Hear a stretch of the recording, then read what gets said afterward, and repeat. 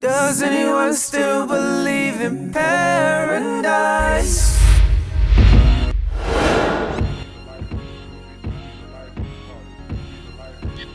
Welcome to the Jenleeion Circle. I'm Mario Bonds. I'm really excited about the guest that we have today.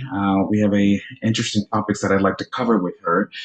First of all, she's very recognizable. She's an American businesswoman and a reality TV star and an entrepreneur. She's best known for her portrayal of herself on the Love and Hip Hop Atlanta show. Join us in welcoming Mimi Faust to the Jenleeion Circle this evening. First of all, Mimi, how are you doing? I'm fantastic. How are you?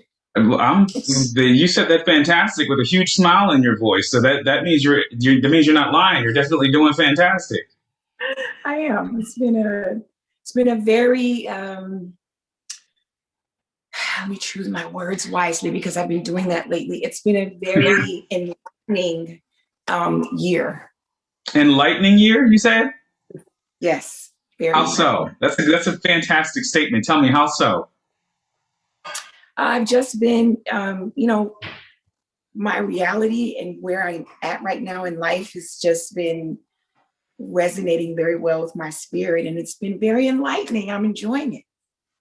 Well, that's excellent because you finding this to be an enlightening year. You've come from, if I can touch, I first want to touch on some of the adversities that you faced because I personally went through a lot of adversity, and you grew up with an interesting story. So this year being enlightening, resonating with your spirit, I'd like to talk about your journey to getting to that freedom of mind, to say that you're feeling enlightening and it's resonating with your spirit. First of all, to your childhood, right? Yeah. You were raised by a single mother, but your childhood was rather tough. Take us there. So let's just kind of start at the beginning. Life as I knew it was pretty regular. I lived here in Atlanta with my mother, brother, and sister. We stayed here. We moved from Virginia when I was 3 years old and stayed here till I was about 9 or 10 years old. And one day my mother just picked up and said, I'm moving to LA, I'm joining Scientology. And that was that. My brother was a freshman in college, my sister a senior in high school, and they were like, we're not going to LA, like you're crazy. But I was the baby. I had to go. I didn't have a choice in the matter. And life as I knew it was just completely uprooted. It was just uprooted. And I had to adjust and adapt and get used to things that I had never been around, witnessed, experienced. It was rough. A lot of racism. It was rough. It was rough. And I find that you found it very difficult being able to acclimate to the new church life that your mom had assumed. Yes, it was hard. It was hard. I didn't understand it. I didn't want to be there. Um, I didn't like it. It was rough. And at 13, they kicked me out. They said I was a freeloader. They wanted me to sign a billion-year contract to work for them. And they gave me an ultimatum: either sign the contract or you have to get out. And so at 13, I chose to leave. What do you think gave you the fortitude at 13 years old to say, you know what, I'm ready to choose my own path? Because I don't think a lot of that doesn't normally come at 13. Um, what do you think gave you that fortitude? I just really think Jesus took the wheel on that one. I don't really have an explanation of where the fortitude came from. I just knew that that was not what I wanted to do, and I wasn't going to do that. The things that I saw there and witnessed and experienced, and I'm like, Mom, if this is what you want to do with your life, fine. It's definitely not what I want to do, and I'm not going to do this. And I left. Wow. Now, how many years had you been in the Scientology church before you had that mental fortitude to choose your own path? I was introduced to it around 8 years old. So it had been, my mother got really acclimated with it here in Atlanta. She started going to the missions out here and taking courses and things like that. And my mom kind of, when she got involved with something, she would just go balls to the wall with it, like no holds barred. I'm just all in, and she went all in with the Scientology religion and, sold everything we had and moved there. All we had was the clothes on our backs and, and she stayed there. The crazy part is my mom stayed there for 28 years, even after I left. And, that was her thing. She finally left herself? She passed away there. She died of cancer and she was Wow. still in it. Wow. Yeah. Obviously, I was aware of that, but I didn't realize whether or not she had left the church prior to, or. That's very interesting. Well, I understand you had the mental fortitude to leave at an appropriate time, but you also had the mental fortitude to know that you had some God-given gift, right? You loved singing. You loved everything to do with the arts. At what point did you realize that you were talented? And more importantly, to what degree was your talent a therapeutic outlet for you? I wouldn't call myself a talented person. You don't think so? No, talented. I mean, I'm just okay. Let me rewind. I'm very critical of myself, so like I wouldn't say, oh my God, I'm so talented.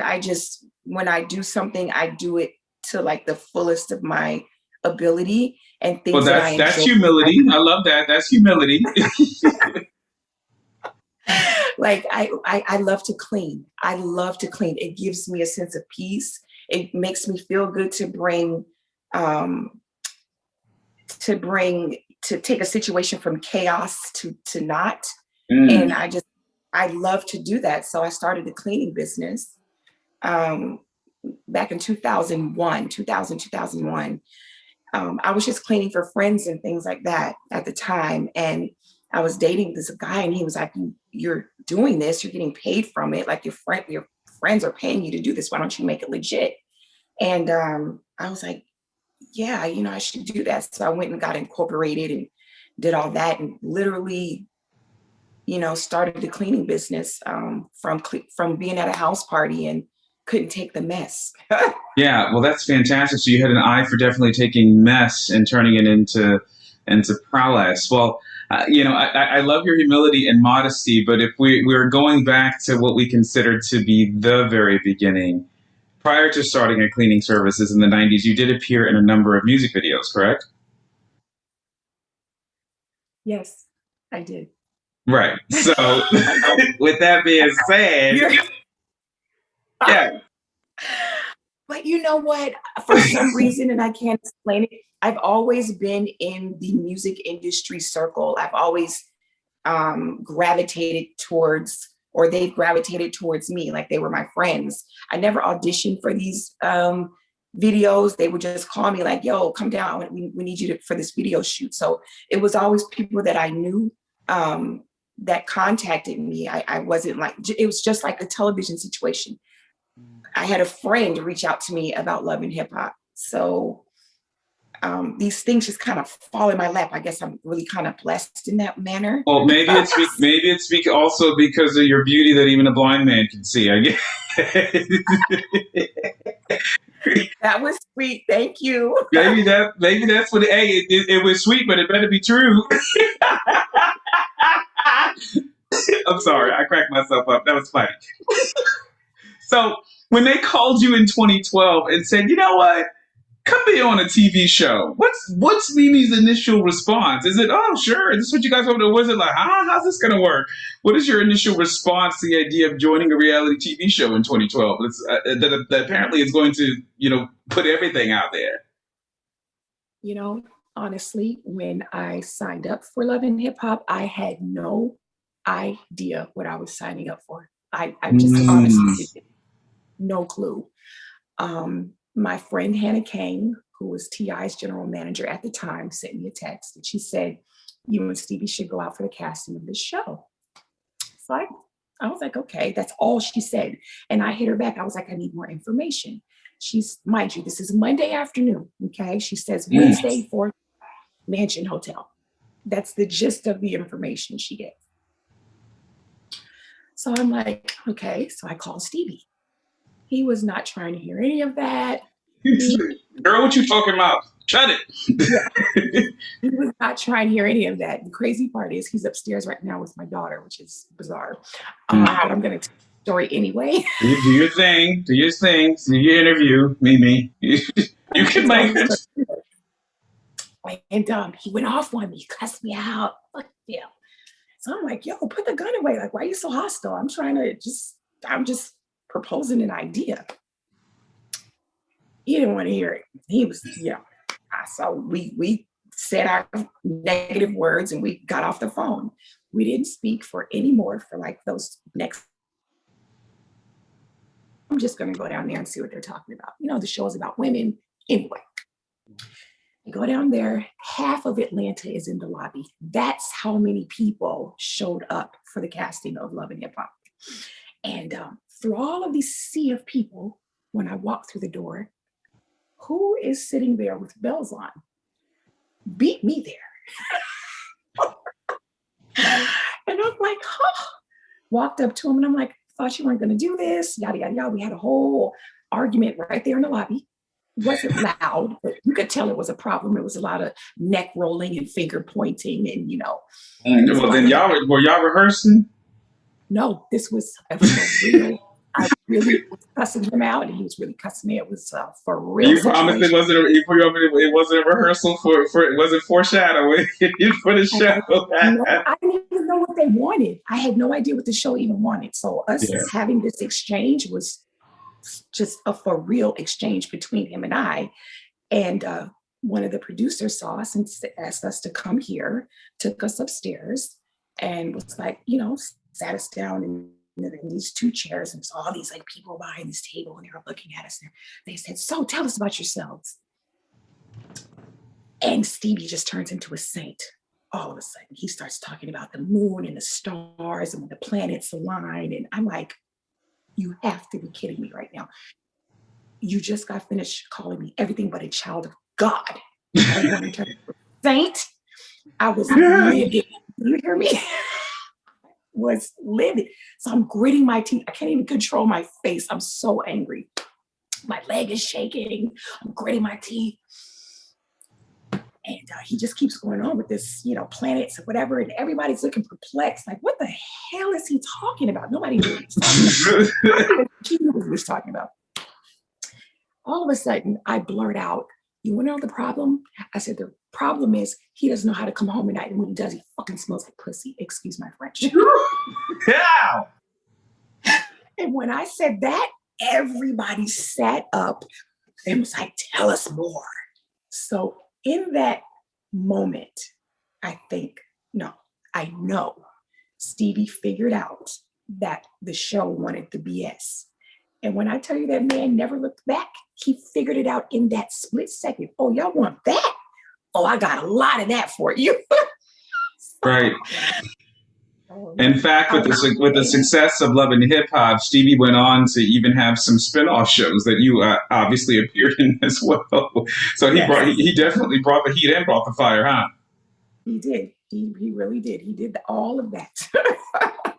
Wow. And so now at this point where you guys are now in a co-parenting posture, correct? Correct. I was like, no, it's going. It's, it has its good days and its bad days, like anything else. No, I'm now in the same position, so that's why I typically ask, because it's some days you have absolute anger. I do, and then some days I don't. And then some days it's like, how did I even get in this? And then some days it's like, well, you're not in it. That's why I asked. Sometimes I want to roll his head down Peachtree Street. Just I have days like that some days. Yeah, well, as long as you don't take any, pointers out of Miss Shirlene's book, you won't be rolling over any dirt bikes or motorcycles, will you? No. No. That laugh sounds like you thought about it. Have you? I have thought about a number of things. Yeah, my thought process, it goes, kind of goes left sometimes when it comes to Stevie. I understand point taken. And with that being said, but your daughter is definitely the light of your world. Tell me about motherhood. What is the highlight of it? The highlight is that little girl is the best thing I've ever done with my entire life, was have her be her mom, be a witness to her growth and her just who she is as a person. And I say every day, God really gave me what I needed, because oh my God, she's so complimentative. She's so just everything that I could ever need. She's that and Wow. more. It's incredible. And I'm like, I wonder if everybody else's kids are like this. And I know they're not, because I'm around people's kids and I'm like, oh my God, your kid is, but my kid is great. She's so great. I don't know. And I'm not just saying that because she's mine. She is an exceptional human being. It's incredible to just watch on a daily basis the things that she says, the things that she does, just who she is as a person is really incredible. But So are you? I would expect that she's a chip off the old block, or is the depth of her grace? Does some of it definitely does surprise you? some of it surprises me. As young as she is, I was not that in tuned when I was her age. I was Mm, not that enlightened when I was her age. There's so many things that, she's 11, that I didn't even get till I was an adult, that she already has and gets now at 11 years old. It's incredible. And I mean, maybe it's because of my nurturing. I don't know, but she's an amazing human being. I can't say it enough. wow. Well, that's fantastic. I think it would be a testament of the nurturing. If kids grow up without nurturing, obviously there can be an issue. I believe, and I talk to everyone about this. Every child deserves to feel the sense of belonging, which is why I ended up adopting 4 kids, unplanned. I plan on having some biological kids too, but every kid, you know, deserves that sense of belonging. And I respectfully ask, because you, even in your own childhood, you have an interesting story um, in the road to getting to your biological father, right? Mhm. Tell the audience about that. So my whole life growing up, I assumed that my father was my brother and sister's father. My mother was married. Um, my brother's 8 years older than me, my sister's 6 years older than me, and I was the baby. So I assumed that this was my dad. Wasn't until I was 16 years old that I realized that guy was not my dad. I ended up going to my sister's graduation, and I hadn't seen the guy that I thought was my dad in 8 years. Okay. Yeah. When my mom moved to Scientology, we just lost all contact. And I would ask her, where's my dad? How's my dad? And she would always make up an excuse about him, but never told me the truth. Mm. So I get down to the graduation, I see him, and I'm like, oh my God, I'm bawling, crying, Daddy. I run up to him. I see him way down the football field. I grab him, I hug him, I'm crying. And he didn't embrace me. He just kind of let me hug him, and he kind of like patted me on my head like a pet. And he said, Mom, you got taller. That split second that those words came out of his mouth, I knew for a fact that he was not my father. So the entire weekend, I had to E- sit with this. Even no hints or anything. Like, that was just something something you felt. What? How are you going to see your daughter that you haven't seen in 8 years and pat her on the head and say, Ma, you got taller? That's not something a father is going to do. I don't care. It's not going to, it's just not. So when he did that, those actions, I knew without a shadow of a doubt that he was not my father. So I sat with this the entire weekend. We were at my sister's graduation. When I got back to California, I went straight up to my mother's office and I said, "Who is my dad?" Because that man's not my dad. My mother then wrote down on a piece of paper a name and a phone number. She slid it over to me and she said, "Here's your dad's information. You can call him if you like." Just like that. I'm like, really? I was really at her, but I walked out of the office and I called my father immediately. So And he answers the phone, and is your voice caught in your throat at this moment, or are you just ready to yes, bulldoze into it? my voice was caught. I didn't really know what to say, but I knew I had to get it out. And I said, "This is, Mimi. My mom just gave me your numbers. She says you're my dad." And it was just the most, he embraced me even over the phone like a parent would. Even over the phone, he embraced me in such a way that What I did that knew. do? What did that do to you? How did that make you feel in that moment? Oh my God, I was overwhelmed. I was overwhelmed with just all sorts of feelings. It was kind of incredible. How much time did you get to spend with your father before he passed, your biological father?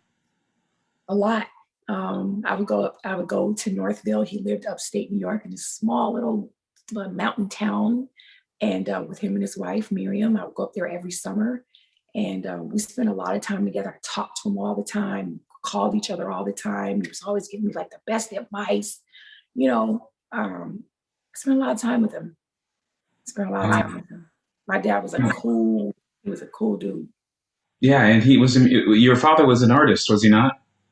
Yes, he was. He was an amazing artist, actually. He would do wood and metal sculptures, just anything he could get his hands on. Huge stuff. He had an art park called the Faust Art Park where he lived. And he had art hanging from trees and just, mounted in the ground. And it was really incredible. Now, forgiveness is an incredible theme. It's a powerful theme. Yes. Done right, it can be very freeing, give Mhm. someone an excellent source of mental liberty. But if not done, it could serve unforgiveness, can serve as a mental prison. So I say that Yes. to ask this: when did you get to a point to forgive your mom, and how long did you resent her for withholding such information from you? And it seemed that she treated it cavalierly. When did you find the Mhm. grace to forgive your mom? Um, my mom and I had a conversation for the very first time about even her joining Scientology and uprooting my life and everything that I went through at 27 years old. Okay. Was the first time we even had a discussion about it. And I was so angry at the time um, that, and this might be wrong, but I just lashed out at her. I lashed out at her so bad. I cursed my mom like she was just a bum on the street. That's how far I call that a therapeutic break. You had a therapeutic break. it was definitely a break. It was Yeah. definitely a break. Um, I had to realize and understand that my mother being in Scientology, um, there was a little shift. Let me even not sugarcoat this. My mother was brainwashed. I'm just gonna call a spade a spade. She was so gone with that situation. She was brainwashed. Let's just keep it real. And so when we were discussing it, she really had the nerve to say to me, "Oh, I didn't know you felt this way," or "I had no idea that any of this bothered you," or what? And I'm like, but I had to sit and realize if you're not at your full mental capacity and you're not functioning on all cylinders, then yes, you might think these things, you might feel this way. So my forgiveness didn't come until she was passing away. After everything that my mother and I went through, I was the child that was there by her side when she died. I Mm. held her hand when Did she you took her last. you tell her that you forgave her? I did. I told her I forgave her. I told her just, she was so, let me tell you how hard my mom was. She was trying to recite a poem to me, and the poem was called If, which, if you look it up, it's about a man and a son. And I think the father had wronged his son, and he was, the poem is about forgiveness. She was trying to recite this poem to me, but her body was breaking down, and it took her like 2 hours to get it out. She's gurgling and her breathing was erratic. It was horrible. Mm. But she had, instead of her just saying, I'm sorry, she went through all of this painstaking 2 hours while she's dying to recite a whole poem instead of just saying, I'm sorry. That was my mom. Just to Wow. give you a nutshell of how hard my mom was. That And I leads me, told her, yeah, go Mom, I ahead. forgive you. Have to forgive you. I forgive you. Let it go. Just let it go. Like I want you, I don't want you to leave this life with this burden on your back or your shoulders or whatever. Just Have you relax. been free since, Mimi? Since you did that, since that moment? I, I really have. It was probably the best thing that one of the best things that I did was forgive her. And then I had to forgive myself. I had to forgive myself for being so angry and harboring all of that emotion and carrying that with me for years. Yeah, it's been a lot. And you know what?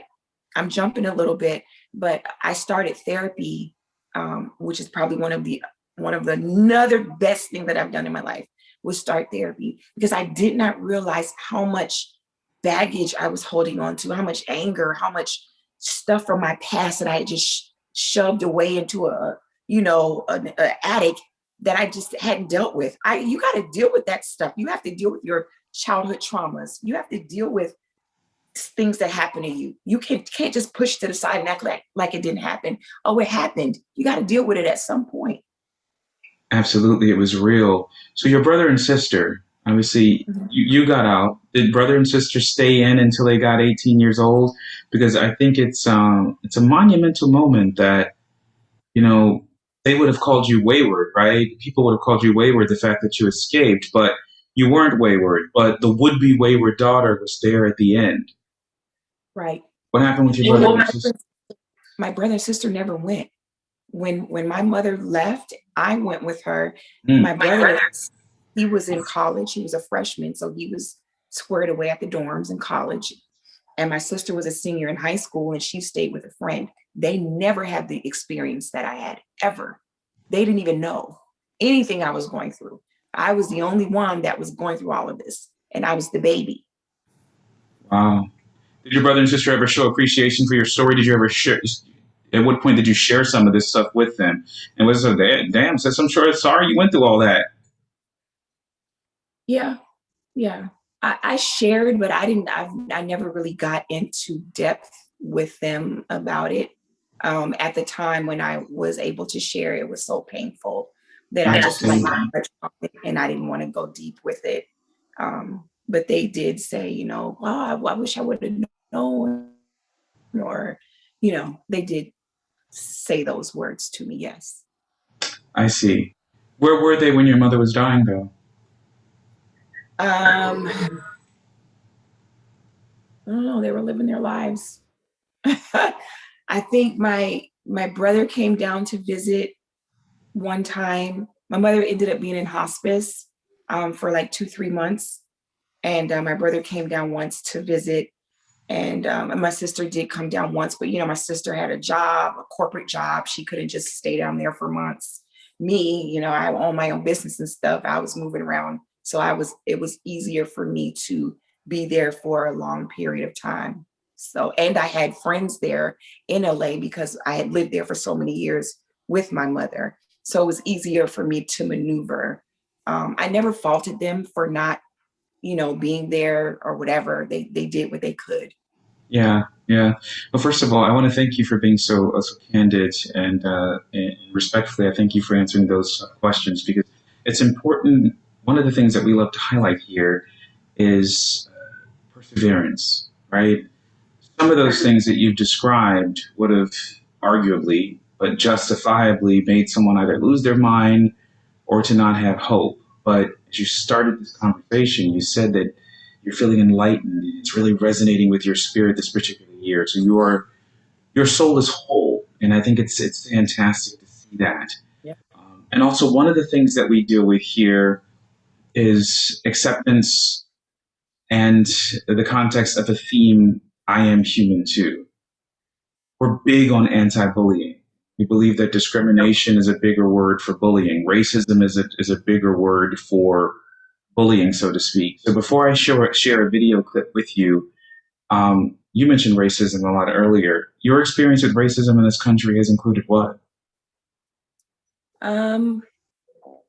When I first got to the Scientology building, my mom and I were one of very few Black people there. There weren't that many Black people there. And I was like one of the only Black children that were there. And I would get called nigger, stupid Black nigger, jigaboo, tar baby, any racial slur they would spit at me.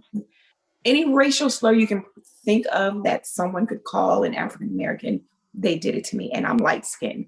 So, and I never experienced racism before. So I'm like, what? I just didn't understand it. I couldn't grasp it. I would just cry and cry. Like, I never experienced that before. So to just get somewhere, have it thrown at you daily, every day, you know? Yeah. Yeah. And that's why, that speaks to me. Obviously, I was, it's funny. I tell people all the time, I'm 33 now, and people love me now for everything that I was picked on for as a kid. As a kid, I was told I was too Black, too chocolate, too this, too that. And it shook my self-esteem so that when I did become of age and all of a sudden the world is saying I'm beautiful and I'm attractive and you're so this, you're so that, I always thought, I was so damaged that I thought it was like a backwards compliment. You know what I mean? What kids can do and kids say are really damaging and can give you complexes. Now I don't care because, one person say I'm ugly, 100 people say I'm beautiful, but it's still a difficult thing. And one of the things I want people to do is to treat everyone as human. So I'm going to play a clip for you, and then I'd like to talk about the theme of it on the other side before we close tonight.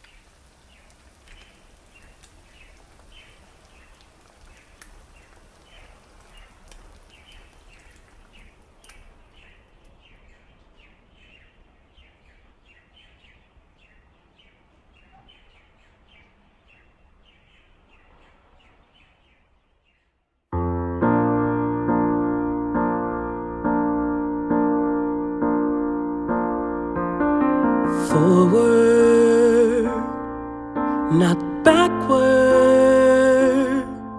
No, we can't afford to let love be destroyed. So close your eyes, dare to take my hand, take a seat with me, and feel I'm human and I belong here. Yes, I belong here. I am human too, and I bleed just like you. I have feelings and dreams and a heart that does beat. Sometimes I get scared and these eyes do cry tears, but you could dry my eyes if you act like I'm human. Hey, see me as human too.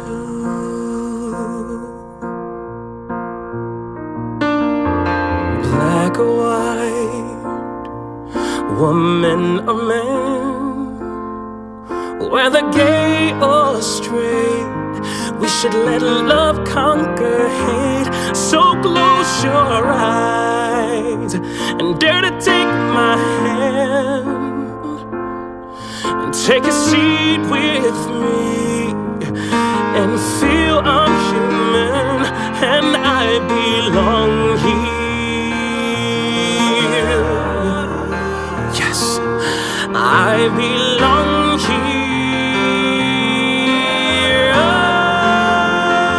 I am human too, and I bleed just like you. I have feelings and dreams and a heart that does beat. And sometimes I get scared and these eyes do cry tears. But you could dry my eyes if you act like I'm human. Hey, I am human too, and I breathe just like you. I have feelings and things that I do want to achieve. When fear is alive, oh, these eyes, they do cry. But you could dry my eyes if you act like I'm human. Act like I'm human. Hey, see me as human too. Act like I'm human. Act like I'm human. See me as human too.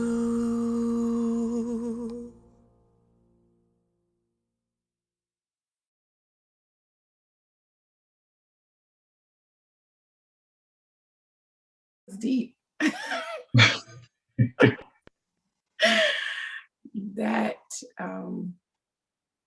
that's one of my worst fears that I have for my daughter, because I can protect her in my home, but when she steps out into the world, I don't know what she'll get because of her parents, who her parents are, what people will say to her, do to her, and it's one of my biggest fears.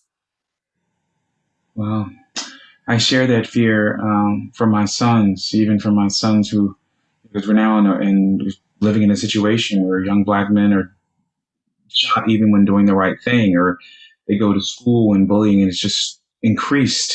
And we look at, you got kids as young as 10 years old killing themselves because someone robbed them of their self-worth. So to you, I am human too. What does that phrase mean? It means treat me and respect me how you would treat your mom, your grandmother, someone in your family. That's what it means. Like if we get cut, I don't care what color you are, we all bleed the same. It's all red. We have the same organs. It's all the same. The only thing that's different is the exterior. So people judging people on their skin color or the way they look, to me, is just asinine. It's the most ridiculous thing. I can't even comprehend it. Yeah, I agree. Now, on a lighter note, you are also into health and fitness. Yes. Yes. So when did that become important to you? It's important to me. So honestly, I had to put on my Mimi shirt to show up. That like I know how to live good. I know how to live better, Mimi. So tell me about that. How important that is for you and your advocacy for it. I just think I'm going to start here. I'm going to start with the food that we eat. Let's just start with food. From birth, when they start giving us milk and things like that, and so many things, and the propaganda behind it, telling us that milk does the body good and X, Y, and Z, it's all not true. And because milk is designed with a lot of calories to help a baby cow go from a baby cow to a 2,000-pound animal, right? What other mammal drinks from another mammal? Only us. A goat doesn't drink from a cow, or the cow doesn't drink from a goat. We are the only ones that will drink milk from another species. We're the only ones that do this, okay? Milk is not designed, especially for Black people, it's not designed for us. Milk breaks our bones, it breaks everything down. It does the opposite of what they say milk is supposed to do.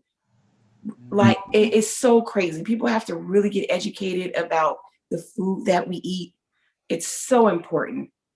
So You important. know, we should do. You should just go around asking people, "Are you a baby cow?" They will say, "What?" You say, "Well, yeah. Are you a Why are baby?" you giving your baby milk? But it's all by design. If they get you hooked on bad foods now growing up and you eat it and you eat it, then you're gonna get sick eventually. When you get sick, you're gonna have to take the medication. When you take the medication, you have to go to the doctor. It's the cycle of pay. It's listen, I'm not a Yeah. conspiracy theorist, but I'm knowledgeable on a lot of different aspects on America and how they do things. And it's not always in our best interest. Yeah, I mean, it's a machine, and I think the good part is that COVID-19 exposed a lot of it to where even in the mainstream media, they finally had to start talking about it, the disparity in both food and access to adequate services and all of that type of stuff. You know what I mean? Yeah. I think it's one of those things that it's just so glaring. So you'll be proud to know that I'm a vegan, right? Okay. Um, I've been contrary to what people believe, that it is possible to be a vegan and still be muscular and get all of the correct nutrients. And I'm of the same mind that you are, that, you know, gee, why? And the thing, I came from Ben and Jerry's is my favorite. I'm not knocking. Y'all do taste good. Lord have mercy. Oh, oh, God, I hear you talking. But I realized that there were healthier alternatives than what they were giving. So that's fantastic. And then for your fitness piece of it, take me there. How often does Mimi work out? So I'm gonna tell you something really crazy. My uh, the way my body is set up is pretty much genetics. You woke up I like that. You keep waking up like that. I'm not trying to be funny. I'm so serious. I do have a trainer, but I really don't work out that much, and it doesn't take me long. Like if I would go hard for 3 weeks straight, I would be a beast. So I just do light work. I just like to stay toned. I don't want to be a rock. I don't want to be a rock. So I just like to stay toned and do a lot of cardio and things like that. I have my core things that I want to keep tight, and so I Yeah, work on those things with my trainer. I do the same thing. But so everybody, you know, definitely take heed that if you want to look really good and tone and tight, you need to do the bare minimum and eat lots of Snickers. That's important. Well, I will say that Mimi graced the cover of Jenleeion. We had so much fun at the shoot. We had like I felt like I've known them for years. That's how good we gelled together. Obviously, no one needs to be told, but just in case they've been living under a rock, tell them where they can follow you on Instagram. Okay, so my Instagram is Mimi Faust. Keep it very simple. My Facebook, I just got my Facebook page back. It has been hacked for the past 3 years. Just got it back, but it's official Mimi Faust. I have a Snapchat, but I rarely use it. It's I am Mimi Faust. And yeah. Again, follow her on Instagram at Mimi Faust. And again, check out her cover of the Jenleeion magazine. And I want to thank you guys so much for joining us this afternoon. Again, good conversation. She's a woman of perseverance, a woman of personality. Thank you so much. I'm Mario Bonds, everybody. See you next time. Bye-bye. Bye, guys. Does anyone still believe in paradise?